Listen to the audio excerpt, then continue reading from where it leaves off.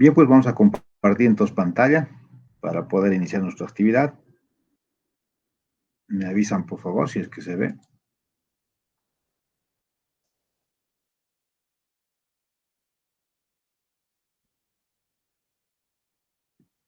Sí, doctor, se ve.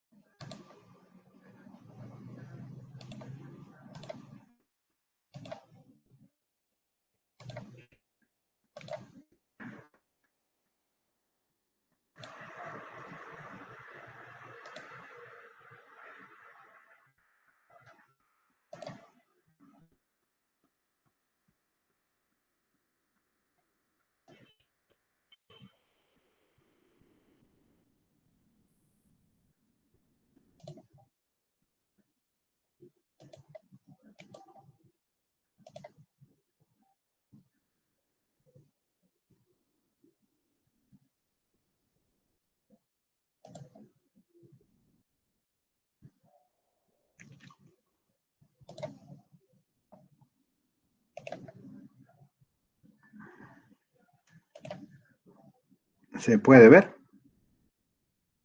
Sí, doctor. Muy amable, gracias. Bien, pues en esta oportunidad vamos a hablar del sistema endocrino como parte de nuestras actividades que estamos desarrollando durante esta gestión. Soy el doctor José Luis Llano Fernández. Muchos de ustedes son mis alumnos en la parte práctica, ya me conocen. Y para los que no, pues prácticamente esta sesión de sistema endocrino vamos a desarrollar esta semana y la próxima conmigo. A manera de introducción, siempre hay que recordarles pues que este sistema está formado por un gran grupo disperso de estructuras orgánicas que van a integrar y regular un estado de equilibrio metabólico entre las diferentes estructuras orgánicas de nuestro cuerpo. Todos estos órganos, llamados pues glándulas, van a liberar hormonas que van a actuar en otros órganos y pues van a generar un equilibrio. La señalización por moléculas secretadas pueden clasificarse, como ustedes ya saben, cuando esta misma glándula se estimula a sí misma, va a denominarse como autócrina. La que va a estimular a una que está adjunta va a ser la paracrina, y pues la más importante, la que vamos a desarrollar, es la endocrina, en la cual una glándula libera su producto al torrente vascular, tanto sanguíneo como linfático, y transcurre por él hasta llegar a un grupo de células denominadas blanco. A través de sus receptores, estas hormonas van a condicionar una respuesta. Sin duda, pues la hormona endócrina es transportada por este componente sanguíneo, y la respuesta de los diferentes órganos blancos o dianas a este tipo de factores, como en el caso de la hipófisis, que responde al hipotálamo, va a empezar a liberar hormonas como el que actúa sobre la tiroides. Este proceso puede ser controlado por un mecanismo denominado de inhibición retrógrada, ya que la T3 y T4 que va a ser liberada por la tiroides va a ir a inhibir tanto a la hipófisis como al hipotálamo para que pues se cree un equilibrio.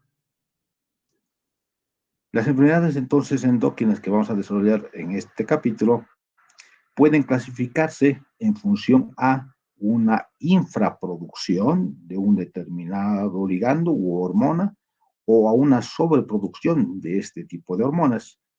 Y también, sin duda, al efecto de tipo masa que van a producir lesiones por el crecimiento de una determinada sustancia. Estas lesiones pueden pues, ser permanentes que pueden activar o inactivar cierto tipo de producción de hormonas. Si hablamos de la hipófisis, para recordar su ubicación a nivel de lo que es la silla turca, esta va a estar comprendida por dos elementos, una porción anterior llamado adenohipófisis o hipófisis anterior y una posterior, lóbulo posterior o neurohipófisis, que a través del infundíbulo está en íntimo contacto con lo que es el hipotálamo, el cual, como ustedes saben, pues va a ejercer su función sobre estas dos estructuras. La hipófisis anterior representa alrededor más o menos del 80% de esta glándula y el resto, la neurohipófisis, el 20% restante. La producción de la mayoría de las hormonas hipofisiarias va a estar controlada, como dijimos hace un momento, por los factores que actúan en forma positiva o negativa desde lo que es el hipotálamo,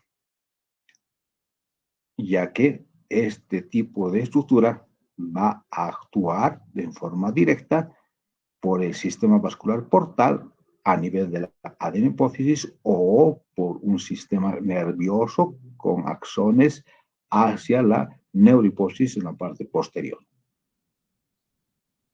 Si haríamos un corte histológico de la hipófisis y nosotros quisiéramos ver sus grupos celulares, vamos a encontrar pues un grupo de estas que va a tener una particularidad. Algunas van a tener una coloración muy oscura y se las va a denominar como basófilas. Otras van a tener una coloración rosada y se las van a denominar como acidófilas, y otras, como ven, que no tienen coloración ni oscura ni clara, o sea, ni basófila ni eosinófila, se las denomina cromófobas.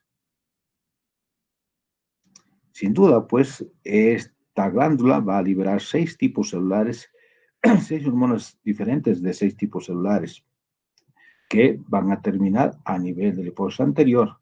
Y en el caso de estas tenemos las somatotropas productoras de las hormonas de crecimiento, las mamotropas que van a liberar lo que es la prolactina, las lactotropas que van a liberar sin duda lo que es la GH y la PRH, las corticotropas que van a liberar la corticotropina, la propiomelanocortina y la hormona estimulante de los melanocitos. En cambio, las tirotropas van a ser las que van a liberar la hormona estimulante de la tiroides y las últimas, las gonadotropas, que van a producir pues la FSH y la LH respectivamente, la folículo estimulante y la luteinizante respectivamente. La hipófisis posterior, al igual que la anterior, va a tener sus particularidades y en este caso, como ven, van a tener axones que van desde el hipotálamo hasta su parte posterior, transportando hormonas peptídicas como es la oxitocina y la hormona antidiurética, o ADH, o también llamada en algunas oportunidades como vasopresina. Se sintetizan sin duda pues en el hipotálamo y se van a ir a almacenar en la hipófisis posterior para que se libere al sistema vascular.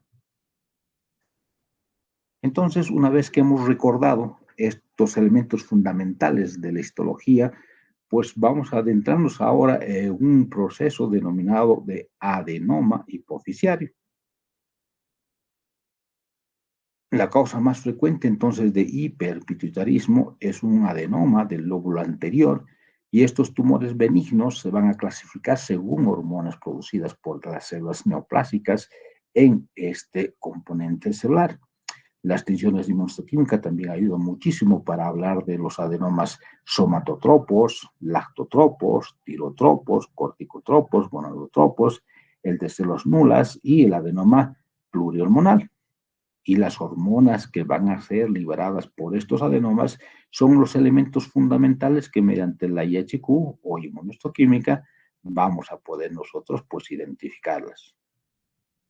De forma general y global, cuando hablamos de un adenoma, estamos hablando de una lesión ubicada en la adenohipófisis. Algunos pueden secretar dos hormonas, como la hormona de crecimiento o prolactina, y pues de modo excepcional son plurihormonales muchos de estos adenomas. Pueden ser funcionales, es decir, que van a secretar una hormona en particular que va a generar una manifestación clínica, o no funcionales, es decir, que van a tener sin manifestación clínica el exceso hormonal que ésta secreta. Sin duda, cuando nosotros vemos imágenes, podemos ver e identificar pues la alteración estructural a nivel de la hipófisis, como en este caso vemos una imagen de un hiperparatidismo, el cual pues está alterando la hipófisis. Estos adenomas hipofisiarios grandes, que sobre todo pues no funcionales, pueden causar hipopituitarismo, porque invaden y destruyen el parénquima hipofisiario anterior subyacente, invadiendo todas las estructuras que están circunvecinas. Sin duda, los adenomas hipofisiarios suelen aparecer en adultos con una incidencia máxima entre los 35 y 60 años de edad aproximadamente. Se denominan de modo arbitrario como microadenomas cuando estos llegan a tener menos de 1 centímetro, o macroadenomas cuando estos llegan a tener más de 1 centímetro.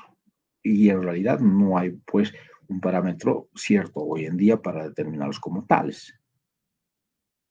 Sin embargo, cuando hablamos de estos adenomas hipofisiarios, según los estudios de autopsias que se han logrado realizar, se estima que la prevalencia de los adenomas hipofisiarios en una población es alrededor de más o menos un 14%, aunque la mayoría de las lesiones son microadenomas, o sea que es menos de 1 centímetro, clínicamente van a ser silentes y pues resultan simplemente ser incidentales o lo que llamamos incidentomas hipofisiarios, porque se han logrado descubrir solamente en los estudios de autopsias.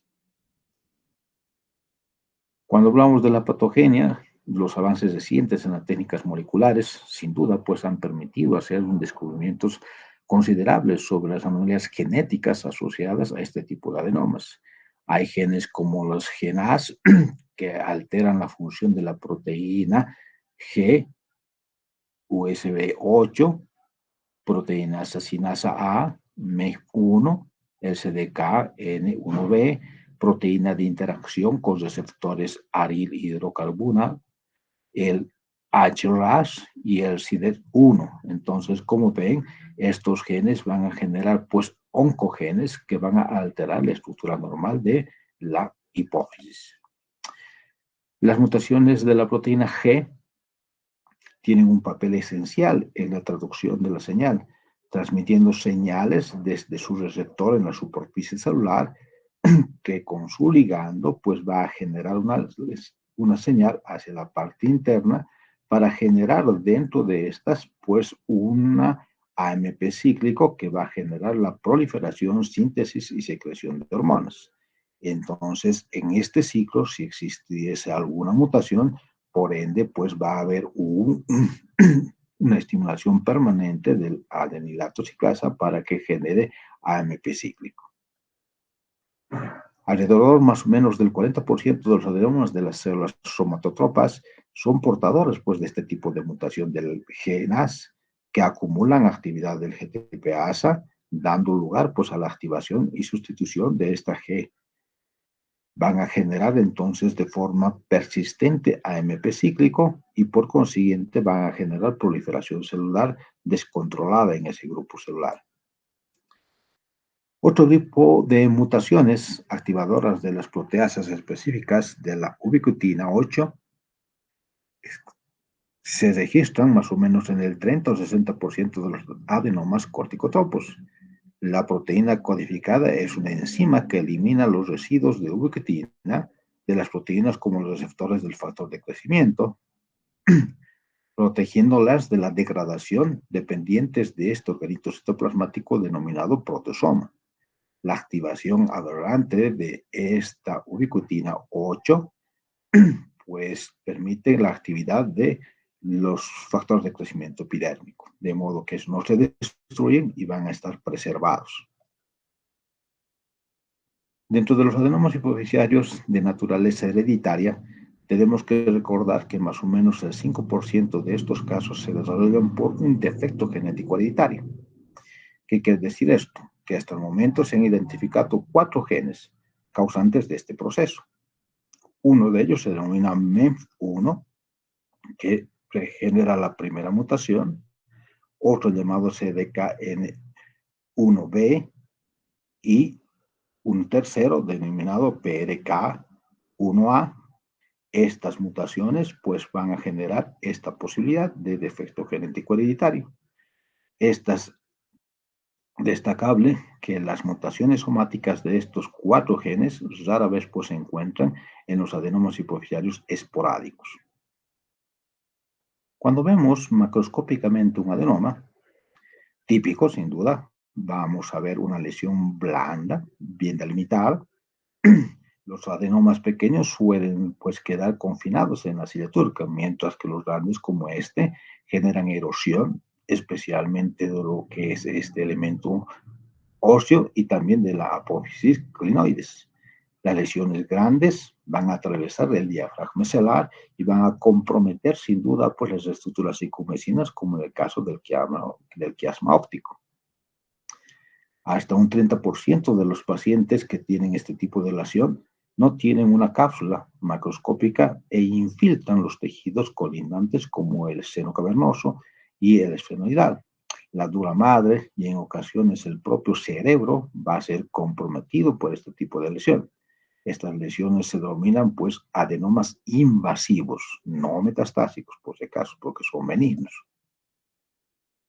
Los macroadenomas, que miden más de 1 centímetro, como dijimos hacia el momento de empezar este tema, tienden pues a ser invasivos con más frecuencia que los tumores más pequeños. En estos adenomas grandes también son más frecuentes los focos de hemorragia, como pueden ver, y sin duda también pues focos de necrosis. Histológicamente, si hacemos un corte de ese adenoma, vamos a ver células poligonales, uniformes, monomórficas, podríamos decir, dispuestas en sábanas o láminas o cordones. Un tejido conjuntivo escaso de sostén, de reticulina, y de ahí la consistencia gelatinosa, blanda, de muchos de estos tumores cuando se los obtiene. La actividad mitótica y de expresión del Ki-67 pues suele ser bajas. El citoplasma celular puede ser acidófilo, como en este caso, pero también pueden haber basófilos o cromófobos dependiendo del grupo celular que esté comprometido. Entonces, la producción de la secreción en el interior de estas células van a estar en relación a su componente pues, citoplasmático, acidófilo, basófilo o cromófobo. En este caso, vamos a ver pues un monomorfismo celular y la ausencia de un entramado consistente de retícula o de reticulina, que es la colágena tipo 3. Los signos y síntomas están relacionados sin duda con las anomalías endócrinas y los efectos de masa que acabamos de mencionar. Puede estar relacionado con las anomalías radiológicas en la silla turca, con anomalías en lo que es el campo visual y finalmente pues con una hipertensión intracraneal por el hecho de efecto de masa que hace que cuando crezca ese tumor va a generar esa hipertensión. También recordar que puede existir hipotiroidismo, puede existir hemorragia aguda en el adenoma y finalmente pues una apoplejía hipoficiaria. El comportamiento biológico de un adenoma hipoficiario no siempre puede predecirse en forma fiable por su aspecto histológico, ya que pues, Muchas veces decimos que hay componentes acidófilos o basófilos y pues la secreción hormonal es la que va a definir. De hecho, algunos autores sugieren que el término de adenoma, que implica pues una evolución benigna, debería ser sustituido por el de un tumor neuroendocrino terciario. Este término va a permitir pues que no se presuponga ninguna expectativa específica sobre el comportamiento de este tumor desde un punto de vista benigno. Cuando hablamos de la glándula tiroides, al igual que de la hipófisis, debemos recordar primero sus diferentes elementos y constituyentes. Aquí vemos que está caracterizado por dos lóbulos laterales conectados por un istmo central que es relativamente más delgado que los lóbulos y normalmente se va a localizar por debajo y delante de lo que es la laringe. Si cortamos la glándula tiroides, vamos a ver pues un sinnúmero de estructuras de tejido conjuntivo fino que van a estar caracterizados por unos 20 o 40 folículos de distribución uniforme, tapizadas, como pueden ver en este pequeño esquema, por epitelio cúbico o cilíndrico bajo.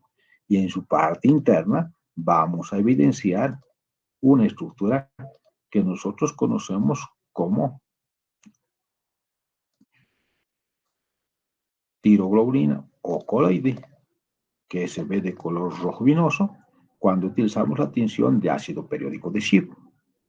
Entonces, estas características normales nos van a permitir identificar si hay o no estructuras que puedan alterar o enfermedades que puedan alterar esta estructura celular. Las células tirotropas de la hipófisis anterior liberan pues tirotropina a la circulación y en respuesta a los factores que vienen del hipotálamo.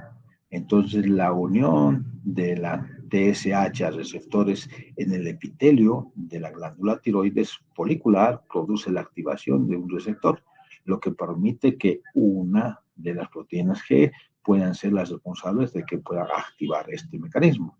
La activación de la proteína G estimula el aumento de la concentración del AMP cíclico, que a su vez promueve el crecimiento tiroideo y así como la síntesis y secreción de las hormonas tiroideas como es la T3 y T4. Estas van a ir a actuar dentro de los receptores para la hormona tiroidea dentro de un grupo celular de células diana y van a tener una expresión genética activada. Las células epiteliales foliculares de la glándula tiroides convierten entonces la tiroglobulina en T3 y T4. La T4 y la T3 son secretadas a la circulación sistémica, donde la mayor parte de estos péptidos se unen pues a la globina de unión a tiroxina o transtirretina. Las proteínas de unión funcionan como amortiguador para mantener la concentración sérica libre de la T3 y T4 en el torrente vascular.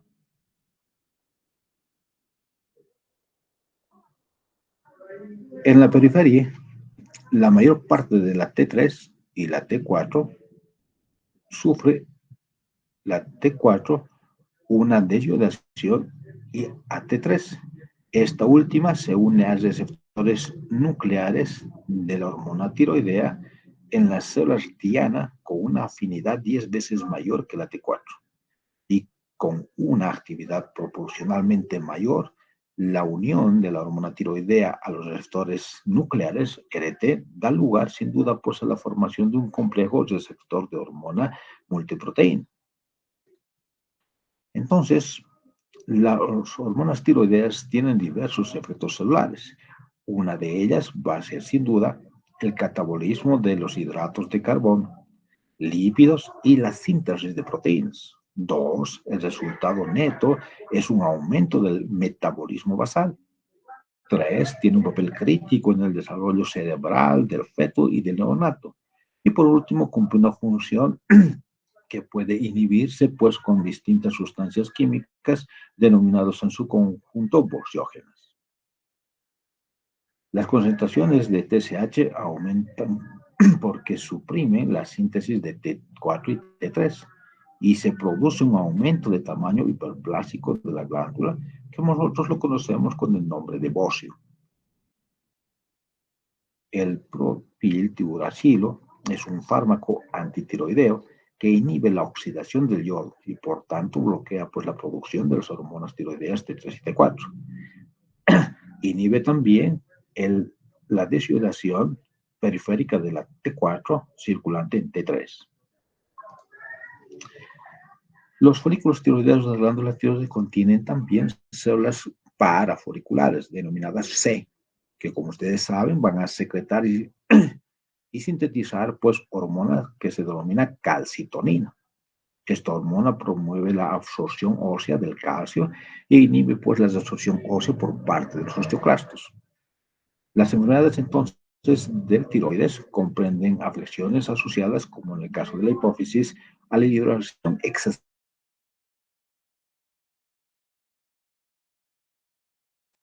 hormonas tiroideas, hipotiroidismo.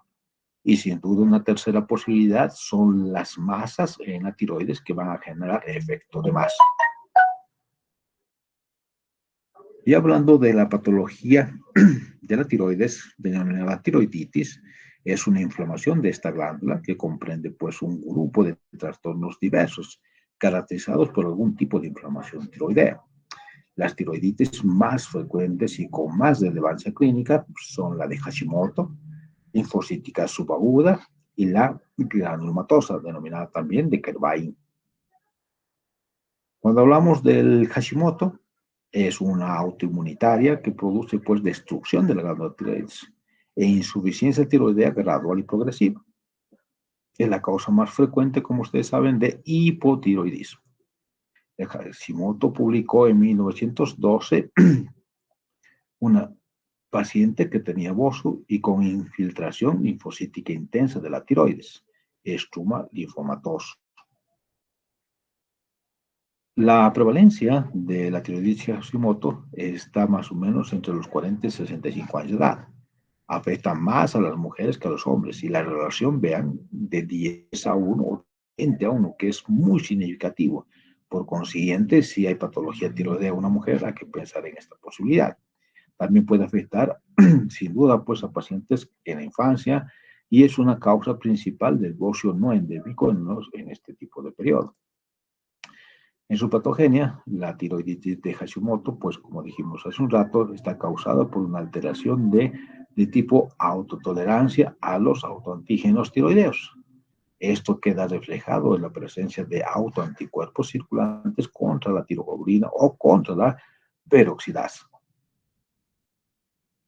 La muerte celular mediada por linfocitos T puede ser relacionada sin duda con el CD8 positivo citotóxico que puede destruir las células foliculares tiroideas o la muerte celular mediada por citocinas en el cual el linfocito T TH1-CD4 positivo va a generar la activación de macrófagos y el daño de los folículos tiroideos. Otra es un mecanismo menos probable, pero que también se puede generar por autoanticuerpos antitiroideos, seguida de la citotoxicidad mediada por las células dependientes de anticuerpos, en el cual el receptor de factor de cristalización tiene que ver mucho en este proceso. Si vemos la morfología de la tiroiditis de Hashimoto, vamos a ver un aumento, como puede ver, difuso, aunque en algunos pacientes el aumento de tamaño puede ser y estar localizado en una zona, su cápsula está intacta y la separación de la estructura glandular de las estructuras circunvecinas está bien nítida. Cuando cortamos, vamos a evidenciar pues que existe una superficie pálida de color amarillento, firme y ligeramente nodular en algún extremo de la glándula. Cuando vemos la estructura microscópica, vamos a ver un infiltrado extenso del parénquima con linfocitos pequeños, células plasmáticas, y van a ver folículos linfoides con centros germinativos muy desarrollados. Estos están pues en medio de lo que son los folículos tiroideos que están atróficos. El citoplasma del grupo celular de estos folículos tiroideos pues es de tipo eosinofílico y muchas veces se las denomina como células de Hutler. Es una respuesta metaplásica del epitelio folicular cúbico bajo normal a la alteración presente que acabamos de mencionar. Sin duda, las muestras de biopsia con aguja fina van a presentar pues las células de Hutler y la población linfocítica heterogénea que va a ser característico de la tiroiditis de Hashimoto. También se la puede clasificar como clásica, ya que va a existir un aumento de tejido conjuntivo intersticial que puede ser abundante, pero a diferencia de la tiroiditis de Riedel, este tipo de fibrosis no sobrepasa la cápsula de la glándula. En la clínica, creo recordar que la tiroiditis de Hashimoto se va a manifestar a menudo por un aumento del tamaño indoloro de la tiroides, asociada por lo general a un cierto grado de hipotiroidismo, especialmente en mujeres, como dijimos, de mediana edad. El aumento del tamaño de la glándula suele ser pues asimétrico, difuso, aunque en algunos pacientes suele estar localizado y hace sospechar a veces de una neoplasia. Puede existir alteración en la piel, depresión, fatiga y constipación. En el caso habitual del hipotiroidismo, aparece pues de modo gradual, gracias a que muchos de los pacientes pueden estar pues precedidos por una tirotoxicosis transitoria causada por la ruptura de los folículos tiroideos. Durante esta fase va a existir una elevación de las concentraciones de T3 y T4 libres, una disminución de la TSH y una disminución de la captación del yodo radioactivo. Sin duda, cuando hablamos del hipotiroidismo, esta disminución de las concentraciones de T3 y T4 y se produce un incremento de compensador de la TSH. Las personas con tiroiditis de Hashimoto tienen, pues sin duda, más riesgo de tener otras enfermedades autoinmunitarias endócrinas, como la diabetes tipo 1 o la suprarrenalitis autoinmunitaria, pero también pueden sufrir de no endócrinas, como lupus eritematoso sistémico, miastenia gravis o eventualmente pues, un síndrome de Sjögren. También se ha expuesto a mayor riesgo de desarrollo de linfomas B de la zona marginal extragranular. La relación entre la tiroiditis de Hashimoto y el cáncer epitelial tiroideo sigue siendo pues hoy en día motivo de controversia, pero algunos estudios morfológicos y moleculares indican una predisposición de la tiroiditis de Hashimoto sin duda al carcinoma de tipo papilar.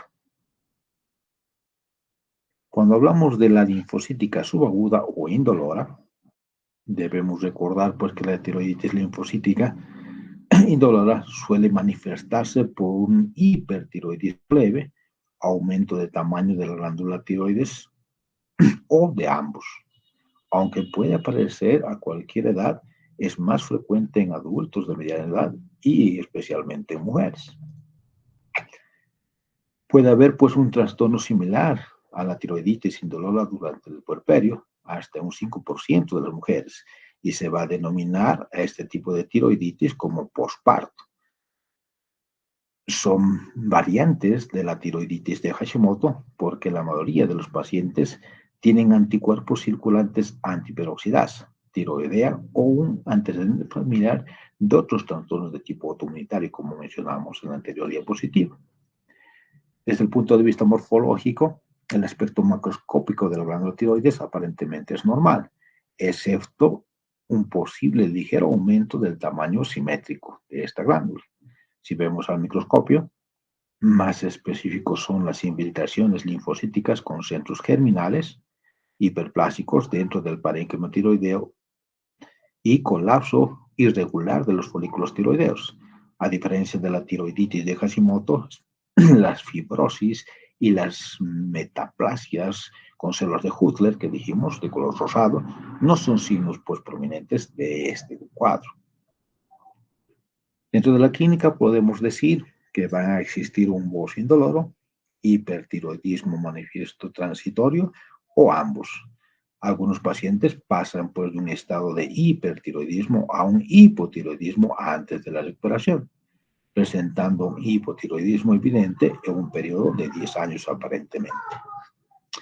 Cuando hablamos de la tercera posibilidad de una tiroiditis denominada granulomatosa, estamos hablando de la tiroiditis de Decker-Wein. Es mucho menos frecuente que la tiroiditis de Hashimoto, sin duda. Se va a presentar en pacientes entre 40 y 50 años de edad. Y igual que la anterior, pues se presenta más en mujeres que en hombres, relación 4:1.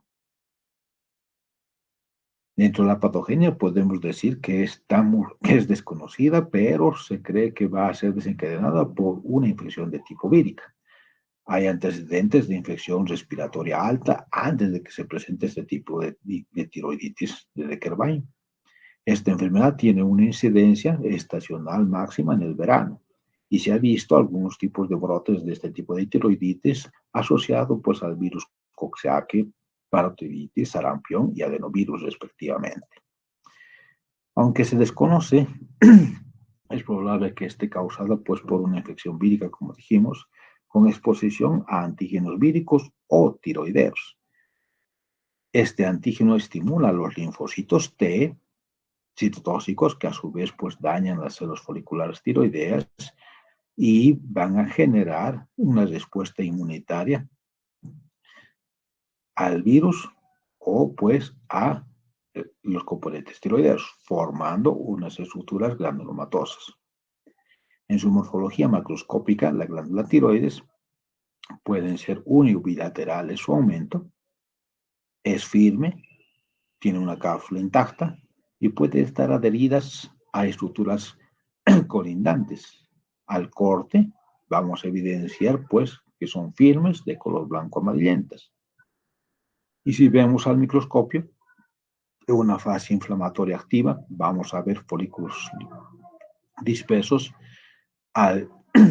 alterados por completo y reemplazados por neutrófilos, generando muchas veces, como pueden ver en esta imagen superior, microabscesos. Más adelante, los signos más característicos de esta tiroiditis va a generar agregados de linfocitos, macrófagos, células plasmáticas asociados a los folículos tiroideos dañados. Va a existir pues la presencia de células gigantes multinucleadas, englobando gran cantidad de lagunas y fragmentos de coloide. De ahí la denominación de tiroiditis granulomatosa. En fases más avanzadas de la enfermedad, un infiltrado inflamatorio con fibrosis puede reemplazar los focos de lesión. O en ocasiones hay diferentes etapas histológicas de la misma glándula. Dentro de la clínica hay que recordar que va a existir dolor tiroideo, un aumento del tamaño variable de tiroides, inflamación tiroidea y el hipertiroidismo. Va a existir una concentración sérica alta de T3 y T4 y una baja de TSH durante esta fase. La captación de yodo radioactivo pues es baja en este tipo de pacientes. La recuperación por lo general es entre 6 a 8 semanas. Si hablamos de la tiroiditis de Riedel, que es rara, menos frecuente que la tiroiditis anterior, infrecuente, se caracteriza por una fibrosis de la glándula tiroides. Las estructuras cervicales contiguas están adheridas. La presencia de una masa tiroidea dura, fina, simula clínicamente muchas veces pues un carcinoma de tiroides. Y cuando hacemos la ablación y corte, tiene esa misma característica. Pero cuando vemos al microscopio vamos a evidenciar una fibrosis idiopática, sin duda no solamente en las glándulas tiroides, sino en partes de la estructura circunvecina y en otras partes del cuerpo como en el retroperitoneo, y también las manifestaciones de enfermedades autoinmunitarias sistémicas relacionadas con la IG4, asociadas a la fibrosis e infiltración tisular de las células plasmáticas sin duda, ya que estas son las responsables de generar las inmunoglobulinas. Por último, vamos a hablar de la enfermedad de Graves, Basedowell-Parry. La enfermedad de Graves es causa más frecuente pues, de hipertiroidismo endógeno. Publicado en el año de 1835, las observaciones de Graves sobre la enfermedad caracterizada por algún tipo de palpitación violentas y prolongadas en mujeres asociadas a un aumento del tamaño de la tiroides. Sin duda, la enfermedad se va a caracterizar por una triada clínica. Lo primero que nos llama la atención es el hipertiroidismo asociado a un aumento del tamaño difuso de la glándula. Segundo, vamos a ver una oftalmopatía infiltrante con esoftalmo secundario. Y por último, una dermopatía infiltrante localizada, denominada en ocasiones mixedema pretibial, presente pues en la mayoría de los pacientes. La enfermedad graves tiene pues una incidencia máxima entre los 20 y 40 años de edad. Afecta, como dijimos, a las mujeres con una relación de 10 veces más que los varones. Y en Estados Unidos representa 1.5 a 2%. Dentro de su patogenia, es un trastorno autoinmunitario caracterizado pues, por la producción de autoanticuerpos contra numerosas proteínas tiroideas, sobre todo contra los receptores de TSH. Diversos anticuerpos que pueden estimular y bloquear el receptor de TSH son detectados pues, en la circulación sanguínea. Las inmunoglobulinas estimulantes de la tiroides TSI se observan en el 90% de los casos de enfermedades graves. Este TSI se une a receptores específicos para TSH y simulan sus efectos, estimulando la adenosiclasa e incrementando la liberación de las hormonas tiroideas T3 y T4 respectivamente. Como se ha indicado, algunos pacientes también pues, presentan anticuerpos bloqueantes de los receptores TSH en la circulación y con minoría, pues da lugar a un hipotiroidismo. Sin embargo, cuando hablamos de un hipotiroidismo y un hipertiroidismo, obviamente no es lo mismo. Si decimos un hipertiroidismo, estaríamos hablando de la enfermedad de Graves. Si estaríamos hablando de un hipotiroidismo, estaríamos hablando de Hashimoto. La tasa de concordancia, si vemos dos gemelitos monocigóticos iguales, la presentación de esta enfermedad es del 30 al 40% en ambos. Y si hablamos de disigóticos, es menos del 5% de que pueda existir enfermedad de Graves en uno de ellos. Sin duda, vamos a hablar pues de un polimorfismo de genes en el cual va a haber alteración del CTLA4, del PTPN22 y del IL2RA. Cuando hablamos de la oftalmopatía de la enfermedad de Graves, vamos a hablar de un aumento del tejido conjuntivo retroorbitario y de los músculos extraoculares por una infiltración pronunciada del espacio retroorbitario por algún grupo de células nucleares con predominio por linfocitos T. Vamos a hablar de la inflamación con edema y tumefacción de los músculos extraoculares. Vamos a hablar de la acumulación de componentes de la matriz extracelular, especialmente los glucosaminoglicanos hidrofílicos, como el ácido hialurónico y el sulfato de convertín. Y vamos a hablar del aumento del número de adipocitos, que se denomina infiltración grasa, que va a desplazar el globo ocular hacia adelante y pueden pues interferir en la función de los músculos extraoculares. Morfológicamente, cuando hablamos de la glándula tiroides en la enfermedad de Graves, va a haber un aumento simétrico por la hipertrofia y hiperplasia del grupo celular de las estructuras celulares foliculares. Es relativamente pues, frecuente que va a tener un peso superior a los 80 gramos. Cuando hacemos un corte, vemos un aspecto carnoso, blando, similar pues, al músculo. Y en histología vamos a encontrar células foliculares epiteliales muy altas, que están con mayor concentración, ya que van a formar pequeñas papilas que se proyectan hacia la luz folicular e invaden lo que es el coloide, como pueden ver, ocupando estas estructuras. Muchas veces las estructuras papilares carecen sin duda de un eje fibrovascular para hacer la diferencia de los carcinomas papilares, ya que los carcinomas papilares tienen pues, su componente fibrovascular en la parte media. El coloide en el interior de la luz folicular, como ven, es pálido y muchas veces a nivel de su estructura papilar vamos a encontrar infiltrados linfoideos, preferentemente con linfocitos T y células plasmáticas. podemos encontrar también centros germinales. El tratamiento preoperatorio altera sin duda la morfología de la glándula tiroides cuando hablamos de una enfermedad de Graves. La administración de yodo provoca pues involución del epitelio, acumulación de coloides, como podemos ver, por bloqueo sin duda de la secreción de la tiroglobulina. En la clínica hay que recordar que va a haber cambios relacionados con la tirotoxicosis, así como cambios exclusivos de la enfermedad de Graves. Esos cambios, para recordar, es una hiperplasia difusa de la tiroides, o sea, un agrandamiento de esta glándula, una oftalmopatía con proyección de los globos oculares hacia la parte exterior y una dermopatía con una lesión pretibial. Los hallazgos de laboratorio nos van a indicar que va a existir una elevación de la T4 libres y una baja de la TSH. También va a existir una estimulación presente de los folículos tiroideos por inmunoglobulinas estimulantes de la tiroides. La gammagrafía con radioyodo muestra pues una captación aumentada y difusa de yodo a este nivel. Y si hablamos del tratamiento, debemos recordar pues que se puede emplear en esta enfermedad de Graves beta bloqueantes que corrigen por los síntomas relacionados con el incremento de la actividad del sistema nervioso simpático, para recordar la taquicardia, palpitaciones, temblores y ansiedad que las pacientes presentan, aparte del aumento de la glándula tiroides. Fármacos para disminuir la síntesis de las hormonas tiroideas como la tianominas, propiltiuracilo, ablación pues con radiorod o directamente la tiroidectomía.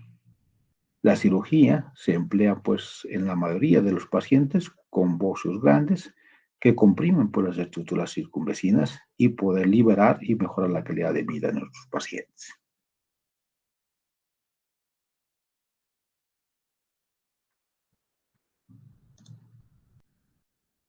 Bien, pues hemos concluido la presentación del día de hoy. No sé si hay alguna pregunta, alguna consulta o algo que aclarar. Encantado para poder responder. Si no, nos estaremos viendo el día miércoles con la continuación del tema de glándulas, hablando de bocio y de cáncer de tiroides.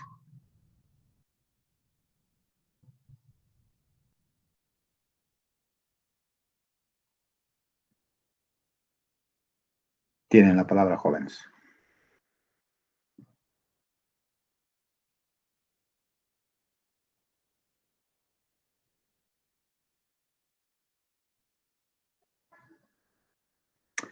Bien, entonces, un gusto y un placer pues haber trabajado por el día de hoy para ustedes. Con placer vamos a hacer la misma actividad, esperando hacer algo más dinámico la siguiente clase, ya que vamos a preparar un cierto tipo de dinámicas para que podamos interactuar y poder compartir pues de mejor forma nuestras experiencias, tanto desde el punto de vista estudiantil como de la docencia. Muchísimas gracias, muy buenas noches, jóvenes. Nos estaríamos viendo el día miércoles a las 8 de la noche. Gracias, doctor. Hasta el miércoles. Hasta luego, doctor. Muchas gracias. Gracias, doctor. Hasta el miércoles. Gracias, doctor. Hasta luego. Hasta luego, hasta el día miércoles, jóvenes.